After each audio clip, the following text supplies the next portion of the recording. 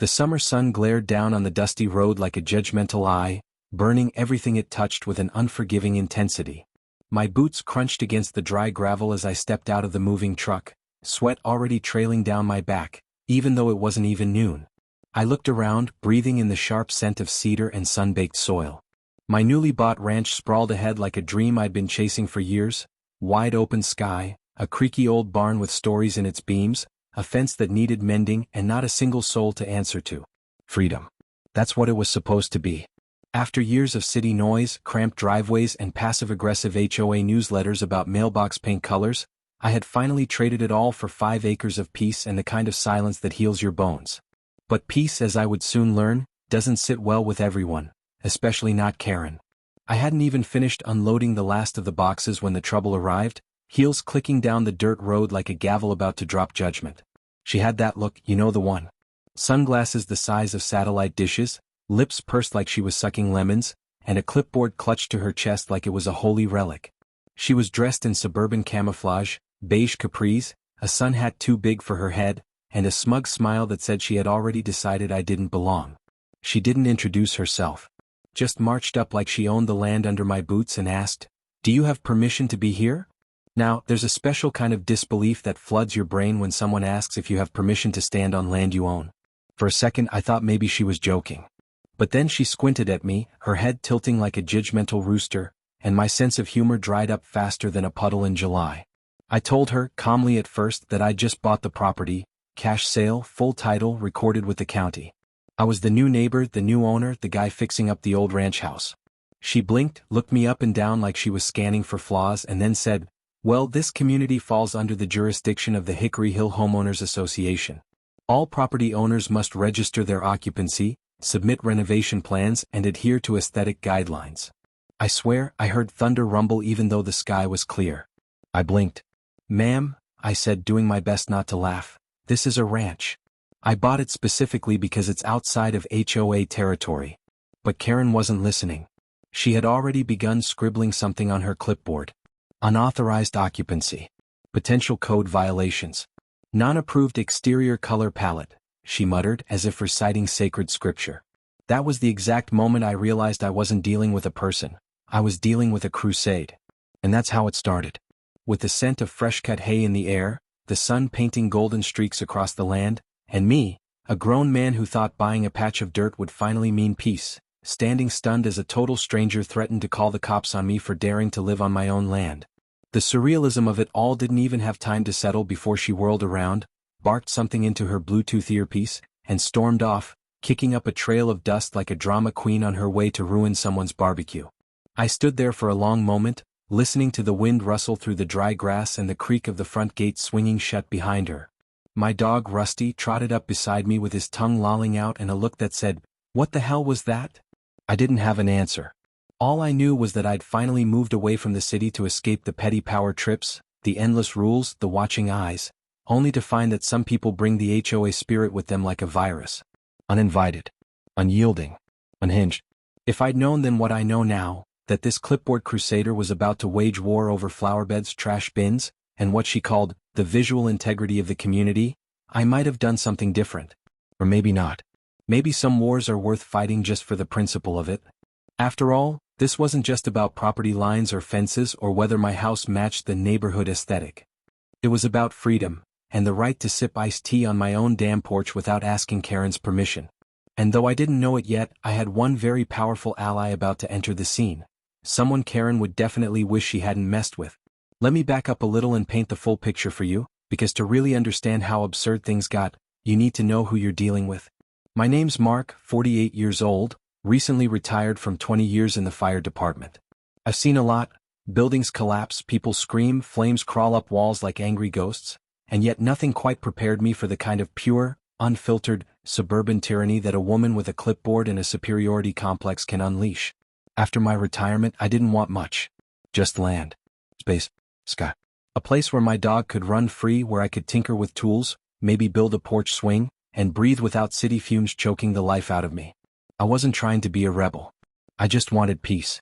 The property I bought was an old ranch a few miles outside of Hickory Hill, a once rural area that had, over the years, gotten gobbled up by creeping suburban developments and faux fancy planned communities, the kind where every mailbox is the same shade of beige, every yard has a manicured bush shaped like a sphere, and every third neighbor thinks they're the sheriff. My place was technically outside of the main subdivision lines. That's why I chose it. No HOA on record. No contracts. No rules about what color my barn could be or how tall my grass could grow. Just a fixer-upper ranch with history in its bones and potential waiting to be unlocked. But that's where Karen came in.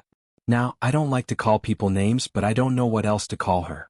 Her real name's Janet Whitmore, but everyone, and I do mean everyone, calls her Karen behind her back. President of the Hickory Hill Homeowners Association for going on 9 years. No actual job, no kids in school anymore, just a daily rotation of yoga, HOA meetings, and terrorizing anyone who dares hang wind chimes or, heaven forbid, park a pickup truck in the driveway. She lives 2 streets over in one of those pseudo-mansions with plastic Greek columns out front and an American flag the size of a boat sail fluttering dramatically on the porch. Her husband, if he exists, is either incredibly patient or permanently hiding in the attic. Karen treats the neighborhood like it's her personal kingdom. She walks the streets like a warden on patrol, making note of trash cans placed out 30 seconds too early or lawn gnomes she finds aesthetically displeasing. And she's got an army, the HOA board, a gaggle of similarly bored retirees and self-appointed enforcers, armed with clipboards, forms, and an encyclopedic knowledge of every line in the community bylaws. They host meetings in folding chair circles at the community center, complete with lemonade, passive-aggressive handouts, and a kind of smugness that makes your teeth itch. When I moved in, I didn't think I'd have to deal with her. My deed clearly stated that my property wasn't part of Hickory Hill's jurisdiction. I even triple-checked with the county. But Karen didn't care about legal boundaries. To her, my ranch house was visible from a nearby cul-de-sac, and that made it her business. She saw my truck parked on the gravel, my tools lying out, my dog roaming without a leash, and it was like she sniffed blood in the water. To someone like her, my independence wasn't just unusual, it was threatening. And here's where it gets better. My son Jake had just come to stay with me for the summer. 24 years old, broad-shouldered, quiet type, and more importantly, a newly minted sheriff's deputy with the county department. He'd just finished training and was looking to take a breather before the job really started heating up. Figured helping his old man fix up a house was a good way to pass the time and bond a little. We hadn't had much time together over the years. My job kept me busy, and after his mom passed, we both kind of floated apart. This ranch was supposed to be our restart. Jake had a badge, a brain, and a very low tolerance for bullies. I didn't introduce him to Karen right away, no need to throw gasoline on a fire that hadn't caught yet, but trust me, when the time came, that badge was going to shine like Excalibur pulled from the stone. So there we were. Me, a former fireman just trying to build something with his bare hands. My son, quiet and capable, keeping an eye on things from the porch. And Karen, the suburban monarch of manufactured order, convinced that any deviation from her vision of perfection was an existential threat. It was a recipe for conflict so obvious, you could smell the storm coming.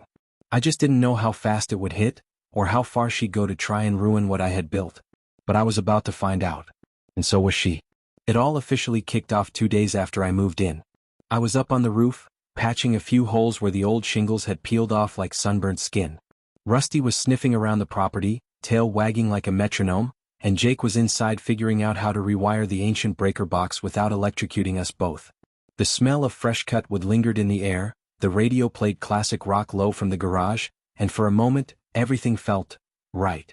That rare, golden kind of right you don't even notice until it's interrupted. Which, of course, it was. A white Lexus SUV pulled up just beyond my fence. The engine shut off, the door opened, and out stepped Karen, clipboard in hand again, this time accompanied by 2 other people I'd never seen before. One of them looked like a grumpy accountant in polyester slacks. The other had the weary look of someone who'd once tried to say no to Karen and lived to regret it. They approached the fence like a SWAT team about to breach a compound, and I climbed down the ladder, wiping sweat from my face, already feeling the familiar irritation crawling up my spine. Karen didn't waste time. "Mr. Thompson," she began, using my last name like it was a warning label, "we are here on behalf of the Hickory Hill Homeowners Association to inform you of several violations." I blinked. Violations. She held up her clipboard like a royal decree. Unpermitted construction. Improper vehicle storage. Unregistered animal on premises. Exterior paint color non-compliant with Article 14.1 of the Neighborhood Visual Harmony Clause. I actually laughed. I couldn't help it. Lady, this isn't Hickory Hill. This is my ranch. I'm not part of your HOA. You can't just walk up and start quoting bylaws that don't apply here. Karen's eyes narrowed to slits. We've expanded jurisdiction to include visible perimeters within the community's aesthetic boundary zone. I swear to you those were her exact words. I had to bite my cheek to keep from laughing again. It sounded like something out of a bad sci-fi novel. Aesthetic boundary zone? I looked at the guy beside her, the accountant-looking one, and asked, "Is that a real thing?" He opened his mouth, hesitated, then looked at Karen and stayed silent. That's when I realized this wasn't just a one-off visit. It was a full-blown campaign. The next morning I found a notice of non-compliance, zip-tied to my front gate. The HOA seal at the top, complete with an eagle that looked like it was judging me for breathing wrong. It claimed I was violating community standards and would be subject to fines and potential legal action if I didn't submit a renovation plan and apply for residency approval. Residency approval for my own home. I read the letter 3 times thinking maybe it was a prank. But no. Karen was serious. I called the county. They confirmed exactly what I already knew. I was not within HOA boundaries. My property was exempt. Legally and geographically. But that didn't stop the letters. They kept coming. Day after day. Stuck in my mailbox, shoved under my door, taped to my fence like some kind of declaration of war. Each one more ridiculous than the last. My grass was too wild. My porch furniture wasn't community standard. Even my dog's collar color was apparently clashing with established tones of the neighborhood. The worst part? At first I doubted myself. I started thinking, did I miss something? Did I overlook some clause in the paperwork? Am I the one in the wrong here? That's what bullies like Karen do. They make you second-guess reality until their nonsense starts to feel like law. Jake, though, he wasn't buying any of it. He'd been reading the letters, watching me fume, and finally said, "Dad, this is harassment. Straight up. Doesn't matter if she's got a clipboard and a seal on the letterhead, she's making stuff up." I nodded. I know. I thought moving out here meant I wouldn't have to deal with this crap anymore. Jake gave me that look, the same one he used to give when he was 10 and I told him bedtime was non-negotiable. "You don't. We'll handle it." Still, I couldn't help feeling violated. Not in a dramatic way, but in a quiet, exhausting way. Like I'd just escaped one kind of cage only to be shoved into another. I started jumping at every knock on the door, dreading the next accusation. I was losing sleep, pacing the floor at night, wondering what ridiculous thing would show up in my mailbox next. Rusty could feel it too. He stuck closer than usual, always by my feet, watching the driveway like a furry little sentinel. And that's when I realized, Karen wasn't just trying to enforce rules. She was trying to make me leave. This wasn't about lawn chairs or building permits. It was personal. I didn't fit into her perfectly polished little bubble, and she was going to pop me out no matter what it took. Well, I may have retired from fighting fires. But I wasn't done standing up to heat. The next week was a masterclass in passive-aggressive warfare. Karen turned the full force of the HOA machine on me like I was a roach infestation she needed to fumigate. First came the citations, thick envelopes dropped off almost daily by HOA volunteers who looked like they'd rather be anywhere else. The tone of the letters shifted from bureaucratic politeness to something more hostile. Fines would accrue daily, they said, until full compliance is achieved. Compliance with what, exactly? They couldn't say. Because I wasn't under their jurisdiction and they knew it. But they also knew that the average person doesn't have the time, patience, or legal know-how to fight back. Jake kept a running tally on a whiteboard in the kitchen. "Day 6, he'd say, tapping his marker against the board. "Today's offense. Your porch railing is a non-standard color." "It's just wood," I muttered, pouring myself coffee I didn't even want. "It's literally the color of a tree." "That's what makes it offensive," he deadpanned. "Trees are notoriously rebellious. We tried to ignore it, tried to carry on with our repairs and routines, but the pressure kept mounting. One morning I stepped out to find an anonymous, concerned neighbor complaint tacked to my mailbox, saying my house lowered the visual value of the neighborhood. Another day I caught a woman with a phone creeping around the back fence, snapping pictures of my trash bins. My trash bins. As if I were dumping radioactive sludge into the creek. I confronted her. Politely at first. Asked what she was doing. She said she was documenting potential violations for community safety. I told her she was trespassing. She rolled her eyes, got in her car, and drove away, but not before tossing a printed HOA brochure onto my driveway like a warning shot. Then came the lawn inspection. No joke. An HOA rep, clipboard in hand, naturally, showed up unannounced with a tiny measuring tape and started pacing out the grass. I stood on the porch, arms crossed, watching this poor soul get sunburned while trying to determine if my weeds were native species or invasive visual disruptors. I told him the only thing invasive around here was Karen's obsession with micromanagement. He didn't laugh. Just took a picture of my dog and left. At that point, something in me snapped. Not loud. Not dramatic. Just a slow internal click. Like a switch flipping from tolerant homeowner to man who's officially done being pushed around. I gathered every letter, every violation, every grainy photo someone had taken of my yard, and made a neat stack on the kitchen table. Jake flipped through them with growing irritation, shaking his head. "This is insane," he muttered. "She's turning harassment into a full-time job. And she's dragging others into it," I added. "Half the neighborhood must think I'm some kind of criminal." We decided to go door to door. Not to argue, just to ask questions. Clarify boundaries. Get a feel for whether anyone else had been subjected to Karen's reign of clipboard terror. The results? Eye-opening. Most neighbors were polite, even sympathetic. One guy, Mike from 2 blocks down, whispered like he was in a spy movie, "Oh, you're the new guy? Yeah, Karen's been talking about you nonstop. Says you're a threat to order." Whatever that means. Another woman, June, clutched her purse like she thought Karen had bugged her flower pots. "She fined me once for having a hammock," she whispered. Said it looked lazy. It was clear we weren't alone. Karen's influence was built on fear and silence, but the cracks were showing. The more people we talked to, the more I realized that everyone hated her. They were just afraid of the paperwork. But still the fines kept coming. One envelope, delivered in person this time, came with a printed cease and desist warning. It claimed that unless I removed unauthorized outdoor structures, referring to the tool shed that came with the house, I could be subject to legal escalation. I'd had enough. I sent a certified letter to the HOA office, demanding that they cease communication, citing county property lines and legal exemptions. I copied in the county zoning department and attached a map highlighting that my property was explicitly not under HOA governance. That should have ended it. It didn't. Karen responded with a threat to involve the police. I remember standing in the living room holding the letter, trying to decide whether to laugh, scream, or cry. It was so absurd. So dramatic. Like calling the FBI because your neighbor paints their shutters maroon. "She really thinks she can scare me off," I said. Jake leaned against the counter, arms folded. "Then maybe it's time she gets scared back." That's when the plan started forming, slow and steady. Not revenge. Not yet. Just strategy. If Karen wanted to play legal hardball, she was about to learn what it felt like when someone knew the game better than her. And Jake? He hadn't even flashed his badge yet. The final straw came in a manila envelope sealed with red tape like it was top-secret intel. It was hand-delivered, again, this time by a teenage HOA volunteer who looked like he'd rather be anywhere else, and who bolted the second I opened the door. Inside was a thick packet of papers, jargon-heavy, full of legalese, and stamped with the words, "Final Enforcement Action." The letter accused me of willfully violating HOA authority, trespassing via property occupation, and posed a veiled threat about civil penalties and municipal escalation.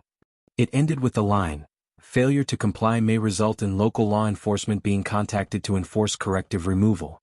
In short, Karen was threatening to have me forcibly removed from my own home. I stared at that line for a good 30 seconds, heart thudding before the rage settled in. Not the wild, yelling kind, but the cold, calculating kind that makes your hands steady and your thoughts sharp. I wasn't dealing with a person anymore. I was dealing with a bully wearing the mask of bureaucracy. A tyrant in yoga pants with just enough paper and fake power to make people miserable. But now she'd made a mistake. A big one. She put it in writing. She threatened me with the law. Jake looked up from his cereal when I dropped the envelope on the table like it was a dead rat. He skimmed the first few lines and let out a low whistle. "She really thinks the cops are gonna drag you off your own property?" "Apparently." He flipped to the last page, then looked at me with a grin slowly spreading across his face, the kind of grin that meant game on. "You know she just crossed the line, right? I'm starting to suspect that." "Great," he said, pulling out his phone. "Because now it's our turn to escalate." Jake spent the next 2 hours making calls. He contacted the county clerk's office to re-verify zoning jurisdiction, again. He got in touch with a friend in the sheriff's department to ask about protocol on HOA complaints and land disputes. He pulled the property deed from my files, cross-referenced plat maps, and created a folder labeled Karen's Fantasy Jurisdiction. He even drafted a brief email to a real estate lawyer he knew from training. Every box, every fact, every detail, double-checked. While he worked the legal side, I started printing. I made copies of every HOA letter, every note, every photograph they'd taped to my door. I scanned the final enforcement action, marked it up with highlights, and circled the parts where Karen had overstepped, especially the phrase about corrective removal, which Jake pointed out was basically a veiled threat of illegal eviction. That alone could get her in serious trouble. Then came the idea. What if, Jake said, we don't just respond to the HOA, what if we go public? I raised an eyebrow. You mean, call the news? Not yet, he said. Let's start with the neighbors. Let them know you're not the outlaw Karen's made you out to be. Show them the real documents, the county lines, the legal facts. So that's exactly what we did. We printed flyers, not angry rants, not sarcastic mockery, just plain, factual information. A clean map showing where Hickory Hill ended and my property began. A brief statement explaining that I was being harassed by an HOA I wasn't part of, and that a formal complaint had been filed. We even included a QR code linking to the public county zoning site where anyone could verify the boundary lines themselves. We dropped them in mailboxes, handed them out door to door, even posted a copy on the bulletin board at the community center. Most people took one look and said, "Wait, she's harassing you? I thought you were part of the HOA." When we explained, their reactions ranged from shocked to delighted, especially those who'd secretly been on the receiving end of Karen's wrath. Jake also made sure to report everything, every document, every letter, every encounter, to the sheriff's department. He filed an official incident report for harassment and misuse of authority. And yes, he used his badge. Not to threaten. Just to make it clear that this wasn't just some grumpy rancher with a grudge. This was a legitimate complaint, backed by law, and he was trained to spot the difference between a civil issue and a full-blown abuse of power. And Karen? Karen had no idea any of this was happening. She was too busy planning her next attack, too used to being untouchable. She didn't know she'd finally poked a bear that bit back. She didn't know we had a folder thicker than a phone book or a deputy sheriff sleeping under our roof. But she was about to find out. Because the next time she showed up, with her usual entourage, her sunglasses, her righteous tone, Jake was waiting on the porch. Badge on his belt. Arms folded. Calm as ever. And for the first time since this whole nightmare started, I smiled. The showdown came on a Thursday, hot, dry, and windless, the kind of day where even the cicadas sound tired. I was fixing the front gate, minding my own business, when I heard the unmistakable sound of Karen's Lexus crunching up the gravel like it was personally offended by the dust. Sure enough, she pulled into view, stepped out like she was walking onto a courtroom floor, and marched right up to my property line with two HOA lackeys trailing behind her like nervous ducklings. She was holding yet another clipboard, and this one looked thicker than usual, possibly laminated because of course it was. "I'm here," she began in that condescending tone people use when they think you don't read big words, "to deliver a final formal warning. You have 72 hours to vacate or face law enforcement action." She was smug. Smug like she'd already won. Like she was about to crush a bug and move on with her day. Her eyes scanned my fence, my tools, the porch I'd just painted a light cedar, which to her must have looked like an act of aesthetic terrorism. She didn't even notice Jake standing just inside the screen door. I stood up straight, wiped my hands on my jeans, and met her stare head-on. "Law enforcement, huh?"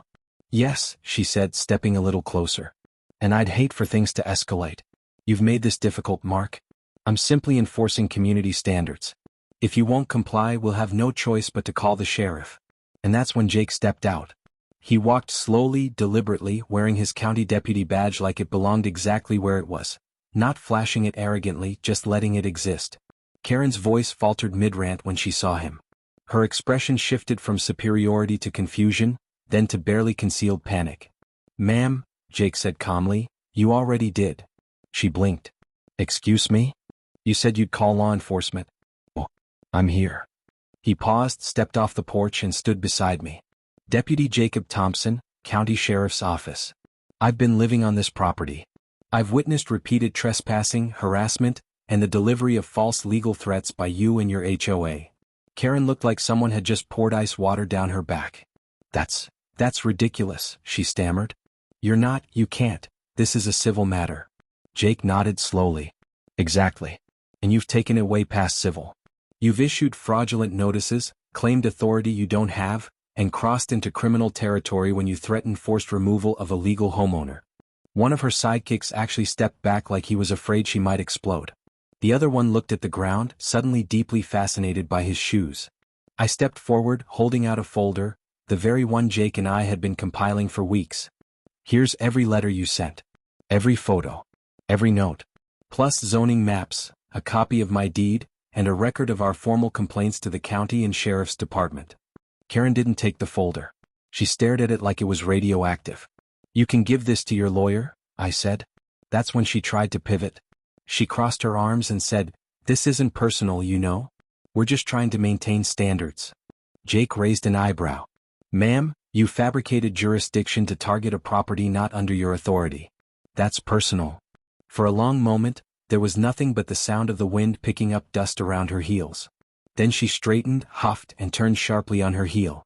You'll regret this, she muttered. I couldn't help it, I laughed. Loud. The kind of laugh you only let out when the storm finally passes and you realize your roof didn't cave in after all. As she stomped back to her car, Jake leaned toward me and said, think she'll be back? Not if she's smart, I replied. But if she is, she better bring an actual lawyer and not just that clipboard. But that wasn't the end, not yet. The next week, we received a certified letter from the HOA. This one was written in much softer language. They were reviewing recent boundary clarifications and would temporarily suspend enforcement actions pending further investigation. Which in Karen speak meant, oh crap, we messed up and might get sued. Even better? The county zoning office issued a formal warning to the HOA, reminding them of their limited jurisdiction. It was attached to a public bulletin notice, and you better believe I posted that baby right next to my mailbox. Laminated and everything. I started getting nods from neighbors. Some even came over just to shake my hand. One older couple brought homemade cookies and whispered, we've been dealing with her for years. You're a hero. I'm no hero. But I do believe in standing your ground. And thanks to Jake, to some patience, and to a stack of evidence thicker than a church Bible, Karen finally had to taste her own medicine. Bitter, chalky, and long overdue. After the dust settled, figuratively and literally, things got quiet. Not just on my ranch but in the whole neighborhood. Karen's once daily patrol stopped altogether. The Lexus, once a symbol of dread, didn't make an appearance for weeks. The HOA newsletters, which used to show up like clockwork with passive-aggressive notes about residential harmony, suddenly became a lot more neutral. No more veiled threats, no more reminders about lawn lengths or dog leash colors. Just the occasional update about a bake sale or water restrictions. Normal stuff. Civil stuff. The kind of community messaging that doesn't make you want to set your mailbox on fire. I didn't expect an apology. People like Karen don't apologize. They deflate quietly like a pool toy with a slow leak. But I did get something better, silence. And in my case, silence was golden. For the first time since moving in, I could enjoy my mornings without dread. I'd wake up, brew coffee on my busted old percolator, sit on the porch Jake and I rebuilt, and just exist. No notes on the door. No cameras peeking through the fence. No more HOA drama polluting the wide, open sky. Jake stayed a few more weeks before heading back into town to start his full-time post with the sheriff's department. We spent those last days like we were making up for lost time, fixing fences, installing a fire pit, even building a proper doghouse for Rusty. It was simple work, but it mattered. Jake wasn't just helping with repairs. He was helping me reclaim a life that Karen and her cronies had tried so hard to rip apart. The day he left, he turned back from the truck and said, "You ever have another problem, you call me." "I've got your number," I replied. "I mean, call me as your son. Not as the badge." That hit me right in the gut, in the best way. Because through all this chaos, all this ridiculous drama over property lines and porch paint, something real and important had happened. We'd reconnected. Not just as father and son but as partners. As men who built something together and stood up when it was threatened. And the neighborhood? Well, it started shifting too. A few weeks later, Mike from 2 blocks over, the guy who'd whispered about Karen calling me a threat to order, stopped by.